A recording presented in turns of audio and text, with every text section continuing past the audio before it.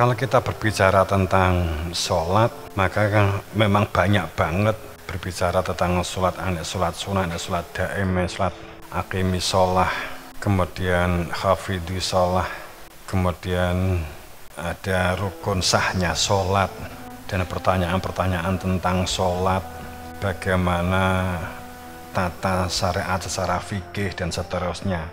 Kita nggak membahas detail itu. Kita membahas tentang sholat tidak akan terlepas dengan kalimat khusyuk, tidak akan terlepas dari kalimat zikir, dan setiap kali hampir semua beliau-beliau para alim itu selalu mengungkap Al-Ankabut 45. Inna sholah, sesungguhnya sholat itu mencegah fahsya wal munkar. 3 hal ini yang kita angkat. Jadi sholat berkaitan dengan khusyuk, berkaitan dengan zikir, berkaitan dengan bagaimana sholat yang dapat mencegah fahsya wal munkar. Untuk dapat mencegah tentunya kita mengetahui prasyarat utama, syarat khosnya menjalankan sholat, menjalankan kewajiban setelah konsekuensi dari persaksian, konsekuensi dari setelah terdaftar. Sebab jika kamu menjalankan sholat akan tapi tidak terdaftar, tapi tidak di dalam ikatan persaksian, tidak terikat dalam ikatan kemakrifatan, ya sholatnya menjadi sia-sia kan. Sholatnya kan menjadi seperti kamu tuh nggak terdaftar sebagai anggota Polri, TNI, tidak menjadi karyawan, tapi kamu melakukan tugas-tugas karyawan, melakukan tugas-tugas TNI, Polri, yang nggak dapat apa-apa, nggak nyambung kok.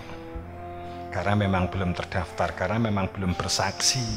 Maka saat kita berbicara tentang sholat, fawailul lil musallin, ciloko, celaka orang yang sholat. Wes sholat celaka. Ya kalau begitu nggak usah sholat. Luwih ciloko 12. Wong sholatnya wis sholat sing lali ciloko wong sing sholat, ya berarti nggak usah sholat, ya luwih ciloko kan. Itu wis ciloko buka. Fawail musallin alladzina hum an sholatihim sahun.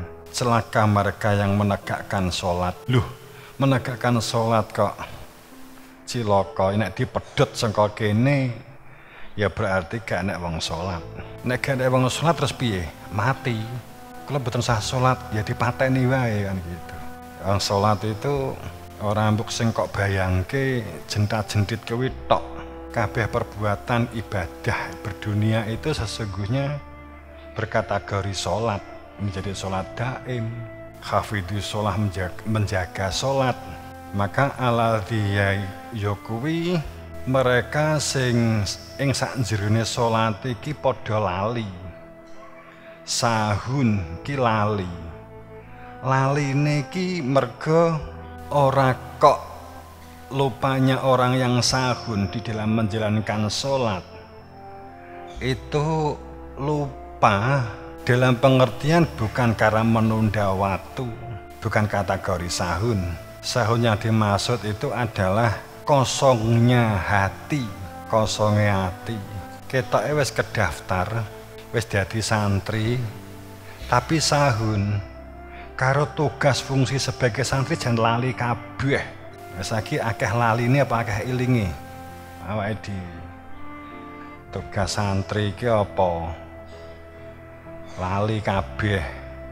Sinau lali, tugase lali, bugune resik. Saking bersihnya sampai pulpene awal nawa itu mlebu sekolah nganti tamat ora ganti. Pulpenku awet, bugune ya sitok endil. Jadi mereka orang yang di dalam sholatnya itu sahun itu kosong, tidak ada isinya. Dalam pengertian berkaitan dengan fungsi apa itu sholat. Sholat itu lidzikri, untuk mengingat. Sholat itu untuk mengingat. Jadi orang yang sahun itu hatinya kosong.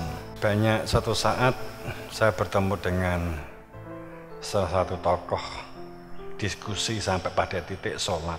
Beliau menyampaikan sholat, nggak usah disebut namanya.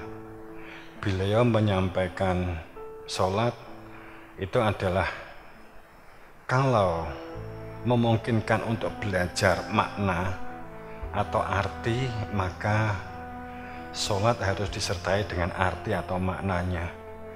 Kalau nggak bisa, maka harus mengingat kekuasaan atau kekuatannya Allah. Kalaupun nggak bisa, mengingat ciptaan Allah. Saya matur ke beliau diskusinya. Kalau sholat untuk mengingat terjemah, kayaknya tidak ada dalilnya, kayaknya tidak ada. Ya, kalau kita cinta memang tidak butuhkan dalil, akan tetapi tidak ada satu kalimat bahwa aqimi sholah itu li terjemah, tegak ke sholat untuk mengingat-ingat artinya, itu nggak ada.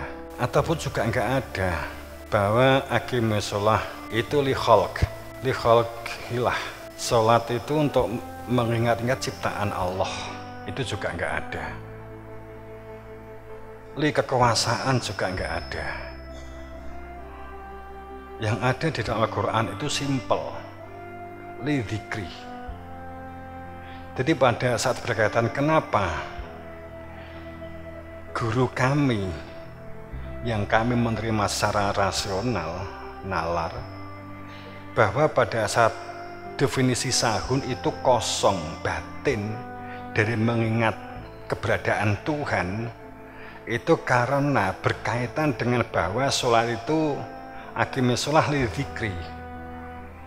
Sholat itu ditegakkan untuk mengingat keberadaan Tuhan, mengingat-ingat aku, dzikrullah, mengingat Allah. Berarti syaratnya ya memang untuk dapat mengingat harus kenal.